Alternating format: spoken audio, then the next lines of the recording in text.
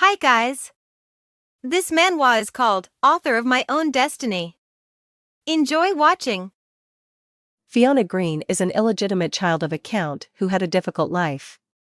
She did, however, show a talent for magic as she grew, eventually becoming a well-known magician. She was your standard heroine, but Fiona will never be the heroine. Fiona's father called her when she was eating at Count Green's residence. Fiona suddenly came to her senses and apologized to her father, while the eldest son mocks her. They all treat her badly in their home since she is an illegitimate child. Fiona is only 13 years old. A helpless, illegitimate daughter who's a thorn in everyone's side. The current Fiona can't believe she's been reincarnated as one of her own novel's characters. This is not beneficial for the current Fiona because she is not the heroine but the Empire's worst enemy later on. Furthermore, she is doomed to die an epic death as a result of the hero and heroine's love power. The novel is a love story about an emperor and a female saint who save the world. Fiona, the novel's villain, puts the main pair in jeopardy when she nearly achieves immortality. Fiona was defeated at the end of the novel, and her soul was sent into darkness, where she suffered for all eternity. That is Fiona's fate, and thus the possible future of the current Fiona. While thinking about this, Fiona's father mentions how bad the situation on the battlefield is. As a result, the emperor directed that a magician from their household be sent to the northern front lines. Hearing this, Fiona remembered the novel she authored, in which the original story begins in 6 years and the empire has been significantly weakened due to battles with demonic monsters. Her father informed them that because the emperor had asked for a magician from their family, one of them would have to travel to the northern battlefield. Hearing this, the count's children were all taken aback. It is appropriate for the emperor to request a magician from their family because House Green is known throughout the empire as a family of mages. Fiona was pushed to volunteer in their place by the family's eldest son. Their father was overjoyed that Fiona volunteered as if they were trying to kick her out of the house. Fiona wishes to retaliate, but she believes she has no choice but to accept their treatment of her. Maids don't look after her, no one in their house cares for her. And she's always alone and locked up in the attic. Her family had always mistreated her because she was a bastard kid. So she simply agreed to go to battle in the north. Fiona was upset deep inside and wondered if the original Fiona felt the same way, but unlike the original, the current Fiona didn't despise everyone since they were her creation. Fiona arrives on the northern front lines to meet Duke Halon at Halon Castle. As Fiona entered the room where the Duke was, he already criticized her for being the child brought to help them. Fiona was already aware of the Duke's fierce attitude and will be the master of the male lead in the future. The Duke was enraged because Count Green sent a tiny little girl, and it appears that the Count is looking down on the Duke. The Duke declares that after the battle is done, he will annihilate the House Green. He approaches Fiona and asks her to explain why she was sent there rather than an adult. Fiona expressed the same reason that her siblings had given her. The family name will be carried on by the eldest son, her sister will marry soon, and the second son will be engaged soon. The Duke believes that the Count does not take the war seriously and has ordered Fiona to return home since they do not need children at war. Fiona has nowhere to go, and because she knows how to utilize magic, unlike the last Fiona, she can persuade the Duke. She called the Duke before he left. She requested that he allow her to prove herself and allow her to stay in his home. Fiona thought that it would be better to make a reputation for herself in Halon than to be thrown out onto the streets and wait for the male lead to appear. The Duke was perplexed as to what a kid like her could do. But Fiona insisted on fighting alongside them as a mage on the battlefield and proving to them that she could assist them in winning the war. The Duke was surprised to hear this, and Fiona, despite her bravery in speaking those things, was terrified within. The Duke smiled and told Fiona that he agrees to allow her to prove herself after some thought. Geron, the Duke's assistant, returns to the Duke after seeing Fiona in her chamber and they discuss Fiona. Geron asked the Duke if he would allow the child to fight on the battlefield. And the Duke said yes, because Fiona volunteered. Geron was even told by the Duke that she would be sent to the second rampart. Geron was taken aback since the second rampart is crawling with demonic monsters and is the most dangerous spot on the front lines. However, the Duke assures his assistant that he will also be traveling there with Fiona, so there is no need to fear. However, the Duke also informs Geron that if Fiona proves to be useless, he will let her become monster food. Before they leave for the second rampart, the Duke reminds Fiona that the time has come for her to prove her value and that she has no one to protect her. The Duke also asked Fiona if she was afraid, to which Fiona replied that she is not afraid to die. A battlefield is a better place to die than the palace where she died in her previous existence. When they arrived at the second rampart, soldiers started yelling that demon monsters were attacking. It's a good time for displaying Fiona's strength. Fiona runs to the top of the wall to see how the battlefield looks. She was taken aback when she saw it since it is far worse than she described in her story. She could hear army screams from here and there and described it as terrifying. Fiona felt guilty. After all, she is the one responsible for what she sees in front of her eyes because she wrote it. When the Duke saw her expression, he told her she could turn around and leave, but Fiona reminded herself that she was the one who caused this problem, therefore she needed to accept responsibility. She informed the Duke that she would not be leaving and began to use her magic to aid in the fight against the monsters. She can feel the mana pouring as soon as she concentrates and has faith in Fiona's abilities. The Duke noticed some clouds developing in the sky as if a storm was on its way. Then Fiona began to strike all of the monsters on the battlefield with thunders. After witnessing such incredible magical ability, all soldiers, including the Duke, were in awe. Fiona, on the other hand, felt relieved since she had accomplished her goal. The Duke carries Fiona while informing her that he has never seen such a great mage before. He then walks to the side of the wall, Fiona in his hand, to show her that the remaining monsters are fleeing. Fiona was happy to see the demons fleeing because it was her first accomplishment in this world. She realized that the soldiers below were staring at her, so she waved to them while being carried in the Duke's arms. The troops all chanted Fiona's name, thanking her for saving their lives. Fiona asked the Duke about her status as an assisting mage in this war. Fiona was overjoyed when the Duke brushed her head and smiled as he welcomed her to Halon. A month later, Fiona received everything from the servants and was dubbed the young genius mage. Because there are no other children in the palace, everyone, including the Duke, adores her. Fiona came across Geron while coming down the corridor and asked him where he was going. Geron said that he would go to the fourth rampart since a monster had appeared there. In comparison to the second rampart, where Fiona stood guard, the other ramparts are in poor condition. Fiona can't believe these attacks happened before the beginning of her novel's original story, where the male lead appears. Fiona agrees to accompany him, but Geron is hesitant because she witnessed Fiona's fear when she saw the dead monsters up close, and she has been following the Duke since then. Geron said to Fiona that he would bring her if she promised not to inform the Duke since the Duke does not want anyone to impose on her.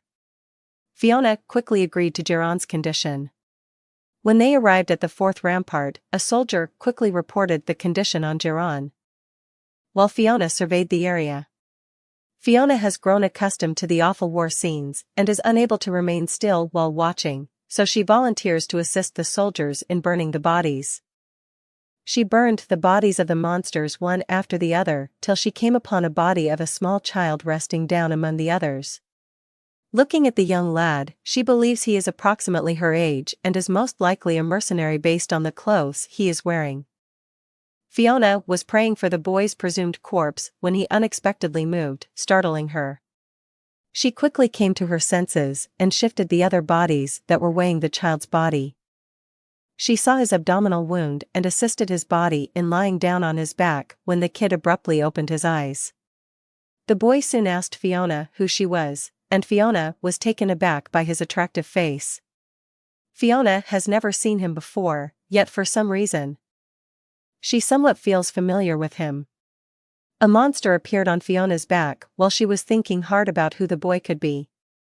The troops were informed and notified Fiona that the monster was about to attack. When Fiona didn't respond soon enough to the surprise attack, the young child grabbed her hand and saved her. The soldiers are ready for attack because a monster has survived. Fiona was aware that the monster was aiming for her, and she would have killed if it hadn't been for the young kid grabbing her. Fiona is at a loss for ideas now that the child's wound has worsened and she is unable to move his body. The monster is preparing to strike again, and Fiona has no choice but to confront the gigantic monster head-on. She used a lot of magic to defeat that huge monster. So she felt pain in her head, but when she looked at the young boy's body, the suffering she felt was nothing. When Fiona was about to help the kid, she suddenly realized who he was by looking at him again. Judging by his clothes, hair color, eyes, and beautiful face, she knew he was the male lead of her story, Sigrun.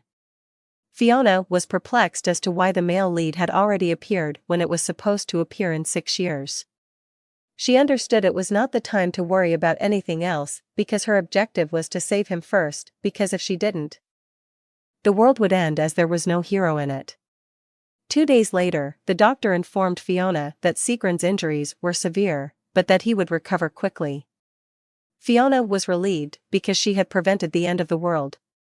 While looking at Sigrun, Fiona remembered that she had only written a few short phrases regarding Sigrun's past in her novel.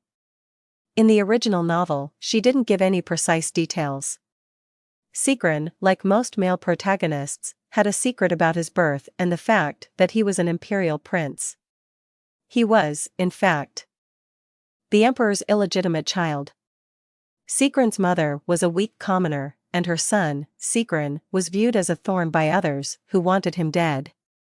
Sigrun had feared for his life since he was a child, which is why his mother attempted to go to another country to protect her son. Sigrun's mother hid her son in bushes as they were on the run from individuals who wanted Sigrun dead. His mother, on the other hand, was caught and died. Sigrun, who was alone in this world, escaped to Halon in the north. That's how Sigrun met Duke Abel, who recognized Sigrun as his mentor due to Sigrun's skill with a sword. That was Sigrun's childhood story in summary. It was quite normal to have a terrible childhood story in any fantasy novel, but Fiona was saddened on the inside thinking about how Sigrun had experienced those events. While Sigrun was still sleeping, Fiona took a nap at the bedside. When she woke up, she noticed Sigrun staring at her with wide-open eyes. Sigrun asked Fiona a few questions and exchanged names while staring at her. Sigrun was perplexed as to how he was still alive after that. Hearing this, Fiona assumed he had forgotten about the time he saved her from the monster. She told Sigrun that she would summon a doctor and get him examined. Sigrun was astonished to hear it, and Fiona reasoned that his health was more important. He may be the male protagonist, but he is still a child, and her fantasy of him has proven to be far from reality. Fiona felt horrible seeing Sigrun in such pain. Sigrun pushed her hands away as she was about to touch his head to see whether he had a fever. Fiona was being gentle with him, but Sigrun was becoming increasingly irritated, so Fiona poked his injuries to get him to stop complaining. Sigrun was simply being cautious about her because they were strangers to each other. Fiona expressed her gratitude to him for saving her life. Duke Abel enters the room as Sigrun is saying that he doesn't recall saving her. The Duke told them both that Fiona was still too young to bring men home.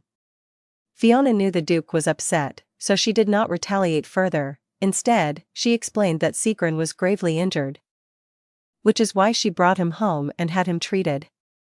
Duke Abel inquired about Sigrun's origins, saying that he did not appear to be from Duke's territory. Fiona couldn't answer the question because she never thought about where Sigrun was from when she was writing the story. Sigrun responded to the Duke by saying he was with the Carl mercenaries. The Duke asked him if mercenaries often hired children like him. Fiona revealed to Sigrid that he is Duke Abel Halon. After hearing that, Sigrid went into deep thought about whether the Duke would try to kill him. Fiona teased Sigrid to get him to stop thinking. When Fiona is having fun pestering Sigrid, the Duke lifts her and tells her that she is too young to be messing around with boys. Fiona saw that the Duke has taken to embracing her in his arms unfrequently, leading everyone to believe that he is her father. She abruptly asked the Duke if Sigrid could stay in his castle until he recovered. Because this is the first time Fiona has requested the Duke for something, the Duke decides to let Sigrid stay and gives him room to recover. Fiona was surprised that the Duke is also providing him with a room. The Duke informed Fiona that he is giving the small kid his own room so that the two of them do not sleep in the same room. After hearing that, Sigrid embarrassed and raged at Fiona, stating she was spoiled to the point of being ignorant. Fiona expressed gratitude to the Duke for agreeing to her request. She has also noticed that the Duke has grown nicer with her, but she is still unsure if he likes her or not. Sigrid remembered her mother's final words before falling asleep. Her mother told him he had to survive, so he went north. He had to worry about finding food after he was out of immediate danger. Later, he joined a band of mercenaries and worked in menial labor. As a result, he didn't have to starve to death. But the mercenaries beat him up for no reason, and his body was covered with scars. He needed to survive, so he endured the beating for a time and over, to the point where he questioned why he needed to survive.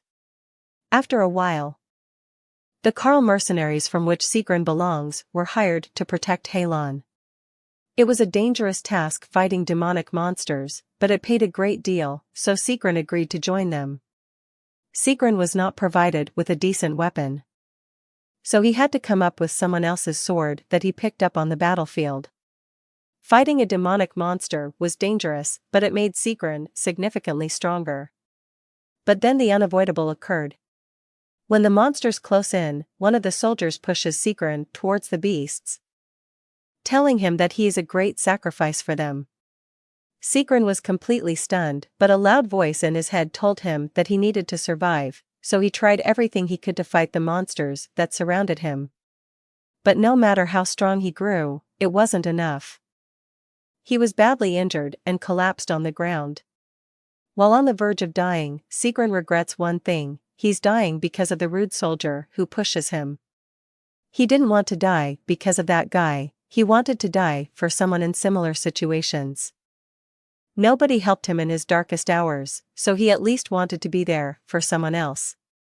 When he opened his eyes, he was unsure where he was and found Fiona sleeping at the bedside.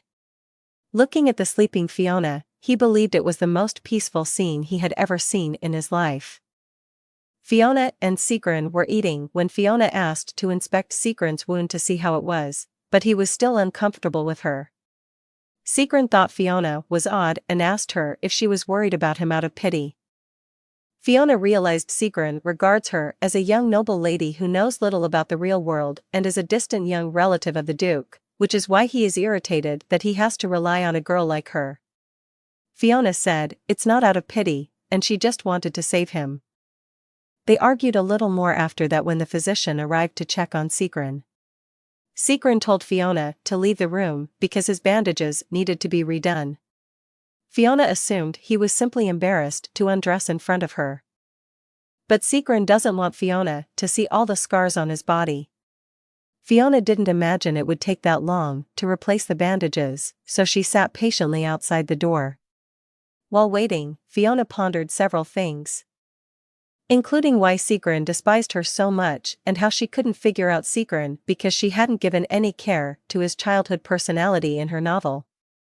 She merely wants to be friends with him because of her guilt, affection, and little calculated things, but on Sigrid's side, Fiona is being kind to him for no reason, which he finds suspicious, so if she gets too close, he might hate her even more, compromising her future. While Fiona was lost in attention, the physician was finished and about to leave when he noticed Fiona sitting in front of the door. Fiona inquired of the physician about Sigrid's injury. The doctor informed her that his wounds are improving well, but he is more concerned about his bodily scars. He also advised Fiona not to bring Sigrun back to the mercenaries because his body is covered in old scars. Fiona ran inside to Sigrun after hearing this and feeling horrible about it. Fiona is desperate to see the scars on Sigrun's body, so she forcefully opens his shirt and lifts it. Sigrun was enraged by what Fiona had done and pushed her to the ground. He was taken aback when Fiona landed because she was so light when he pushed her. Sigrun noticed Fiona crying when he tried to help her up. This startled him, so he asked Fiona if she had been hurt someplace. He's worried about her and wants to call the physician, but Fiona stops him. Fiona assured Sigrun that she is alright. She's crying because those wounds aren't just from his battles, but also from being burned and beaten mercilessly. They occurred as a result of repeated acts of malice. Fiona inquired as to where he got those scars, but Sigrun remained silent. He just told her that's why he wants Fiona out when the bandages on his wounds need to be replaced, so she doesn't see the scars. Fiona suddenly hugged Sigrun and asked him how that happened while he was still speaking. Sigrun had just informed her that many mercenaries are thugs and that being the youngest and weakest makes him an easy target. Fiona felt guilty. Not pity, because she had never really realized what it was like for Sigrun until now. She's partly to blame for the brutality he's been suffering all this time. Fiona promised herself that she would not leave Sigrun even if he despised her. That's the least she can do for all of his permanent scars. She also apologized to him and promised never to hurt him. Even though his emotional traumas will not be quickly healed, she promised herself that she would protect Sigrun until he met the female protagonist. So she asked Sigrun to be her friend. Fiona and Sigrun have grown pretty close after that event. Fiona was also overprotective about Sigrun, saying that even though he's nearly recovered, she doesn't want him to roam around. Fiona advised him to listen to her because she was the oldest among them. However, Sigrun informed her that he is a year older than she is and that she is small for her age. Fiona knows this since Duke Abel told her she's smaller for a 13-year-old. That's also why Fiona can't use her magic for long periods of time. She is physically weak. They were talking enthusiastically about stuff when Geron burst into the room. He informed Fiona that a massive wave of monsters was approaching the second rampart and that they needed all of their forces immediately once, including Fiona. She responded promptly that she would be there, but Sigrun grabbed her and asked her why she would go there. Fiona hadn't told Sigrun that she was a mage fighting in this war, so she told her that she was an enlisted mage whose major role was to protect the second rampart. Sigrun is shocked by what he hears from her and yells at her that the second rampart is the most dangerous of them. He went on to say that even mercenaries and knights who had spent their entire lives on the battlefield had died the moment they set foot there, so how could a tiny girl like her guard such a spot? He also told Geron that they were insane to put a small kid like Fiona in such a dangerous location. Fiona understands Sigrun's rage because she is the one who gave him the character to seek justice, thus he feels awful that a small girl has to go to the battlefield. Fiona assured Sigrun that everything is alright. Sigrun became enraged upon hearing this and questioned if she was not worried at all. Fiona responded by informing him that she had nowhere else to stay and that she needed to do her part. Halon needed a mage. And she needed a place to stay, so they are assisting each other. Fiona reassures Sigrun that there is nothing to be upset about. After all, she chose to stay in Halon, so there's no reason to blame anyone for sending her to the battlefield. Sigrun then inquired about her family. To which Fiona said that she is an illegitimate child and that her family was the one who sent her to Halon to get rid of her in their home. Sigrun's face was shocked because he knows how it feels to be a child alone on the battlefield and that one must pay a price to protect oneself. Fiona informed Sigrun that it was her choice, therefore he shouldn't worry about her, and that if she died on the battlefield, it was because she wasn't competent enough to survive. Before Fiona leaves, she reminds Sigrun not to move too quickly so that his wounds don't reopen. And also not to skip meals. Sigrun asked Fiona why she was so concerned about him, and her response was simple: he was hurt. When Fiona left the room, she noticed the Duke waiting for her outside. The Duke is mad, therefore he must have overheard them talking. He was about to say something to Fiona when he stopped himself. He simply scoops her up on his arm and reminds Fiona not to leave his side when they arrive at the battlefield. They successfully defended the second rampart that day, and their peaceful days continued. Fiona and Sigrun became even closer, and Sigrun stopped being harsh to Fiona after discovering she was a mage. Sigrun's wounds had already healed entirely, thus there was no reason for him to remain at Helion Castle.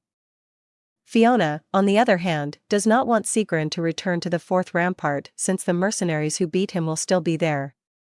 While Fiona was contemplating what she could do to Sigrun, a maid called for her to inform her that the Duke wanted to speak with her.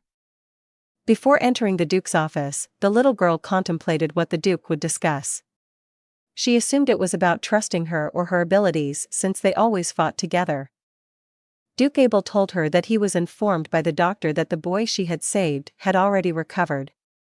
Fiona was already aware of it and didn't want to kick out Sigrun immediately since the mercenaries who mistreated him were still not punished. The Duke added that he disliked the idea of bringing strangers to his castle, which Fiona was also aware of. After hearing that, it made the little girl anxious, while the Duke was smiling, saying that maybe Fiona already knew the identity of Sigrun, so she let him into the castle. When Duke Abel inquired if she had already known their guest, Sigrun, before she brought him into this house, Fiona denied her awareness of his background. If the Duke had already checked the background of the strange boy, he must have discovered that he was an imperial prince.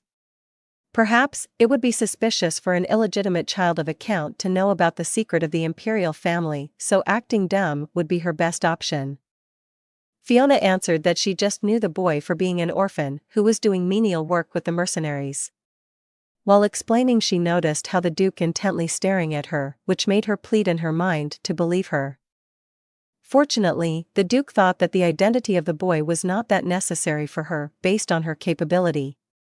He added that he could not read what she was thinking because sometimes she acted like her age, but sometimes, she was sterner and more level-headed than anyone. When Fiona claimed that she was just like the common girls, the Duke opposed her as he stated that she was undeniably a genius. Because of that special feature of hers, he was confused about whether he must keep her close or be distant from her due to reason that having an overwhelming power can be a double-edged sword.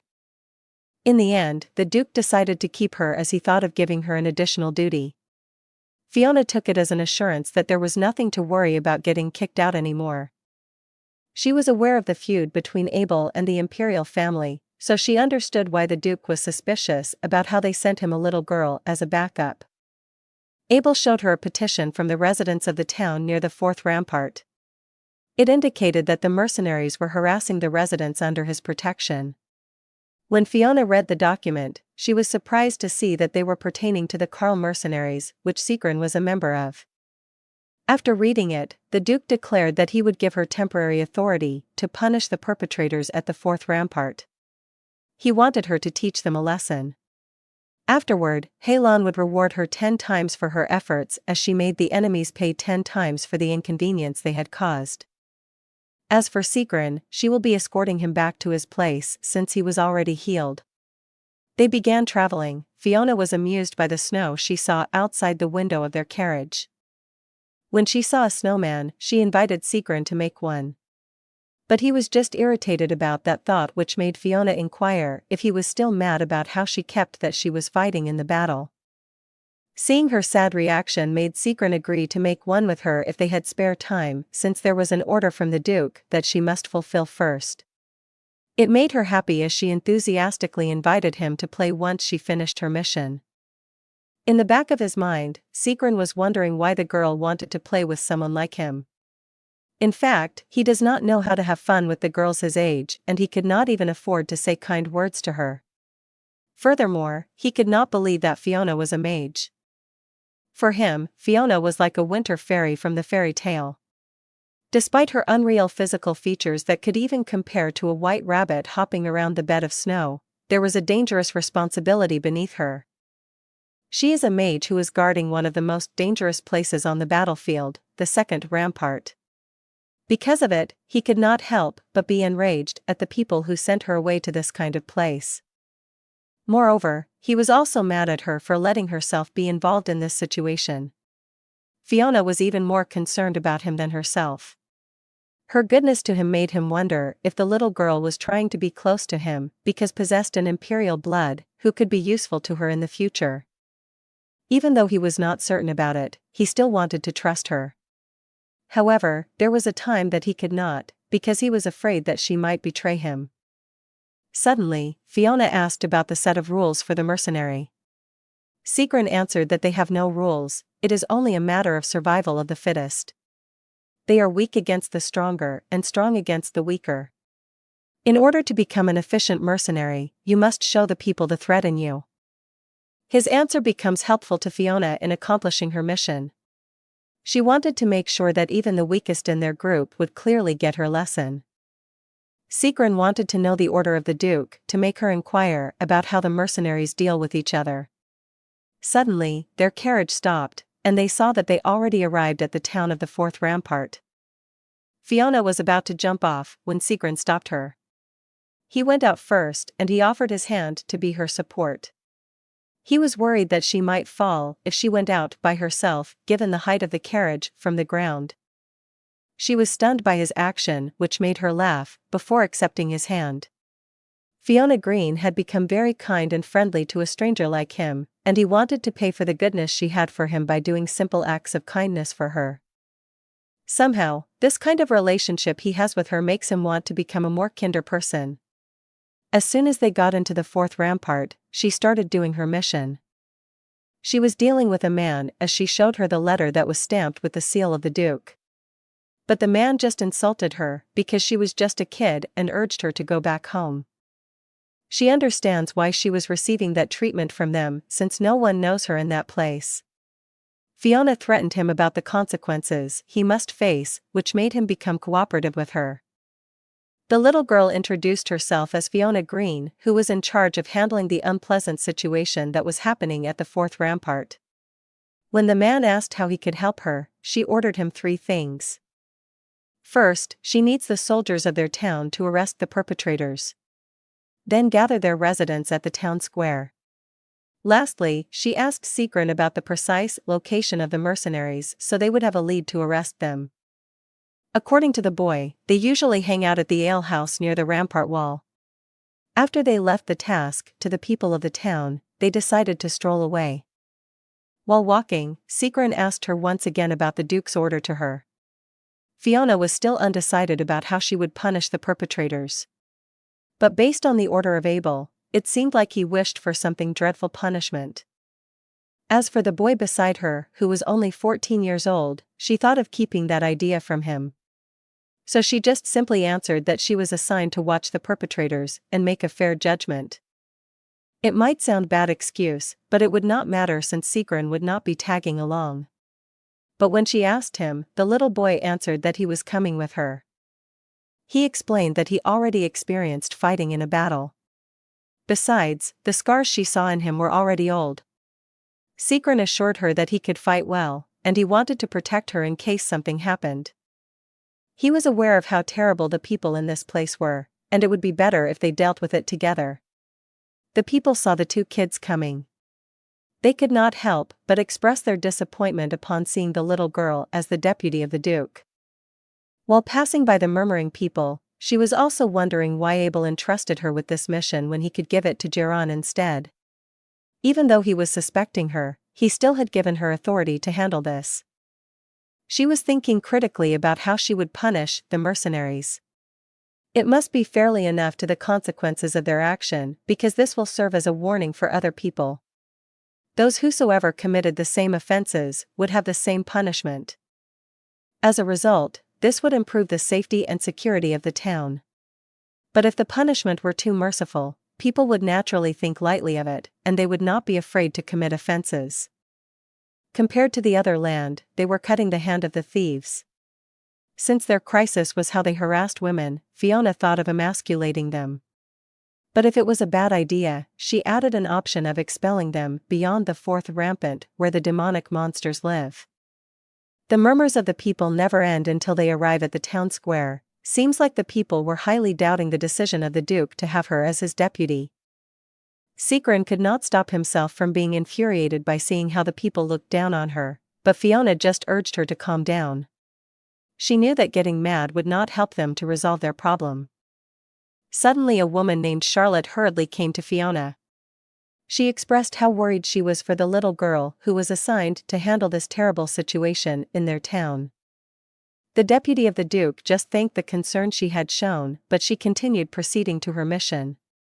The mercenaries were trying to resist the soldiers who were arresting them. Their claims were as if the residents of the town owed them their lives after saving them from the monsters.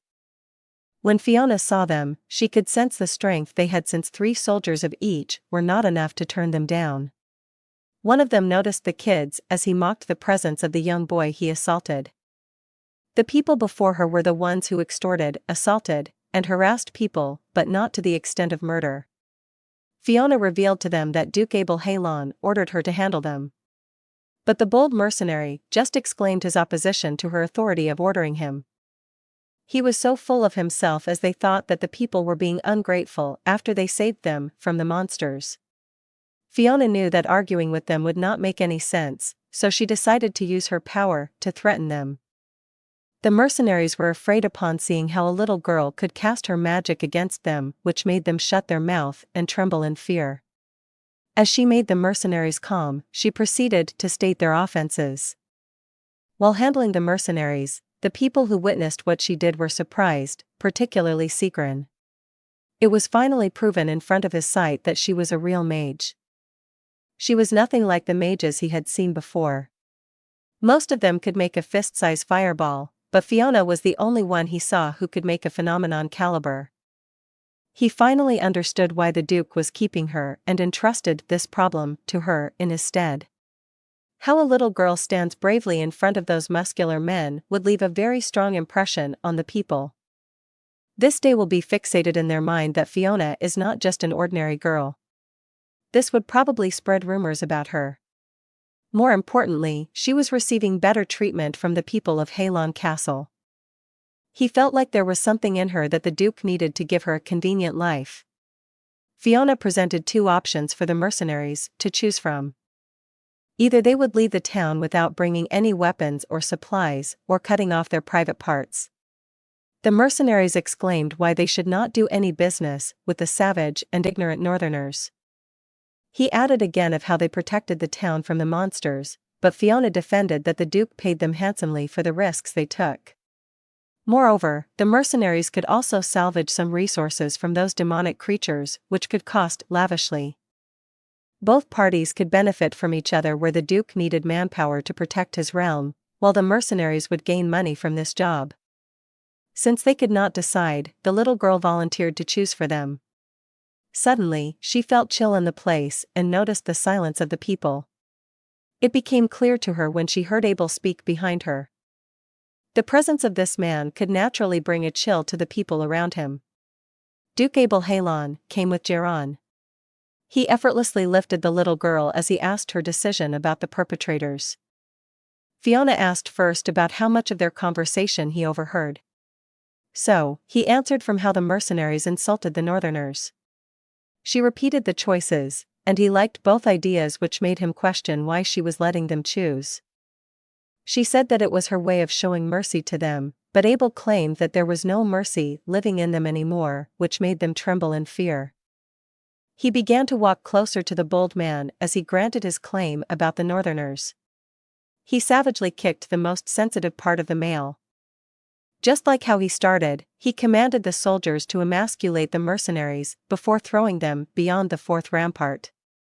While Geron was building a snowman with the 2 kids, he informed Fiona that the Duke had come all the way there because he was worried about her.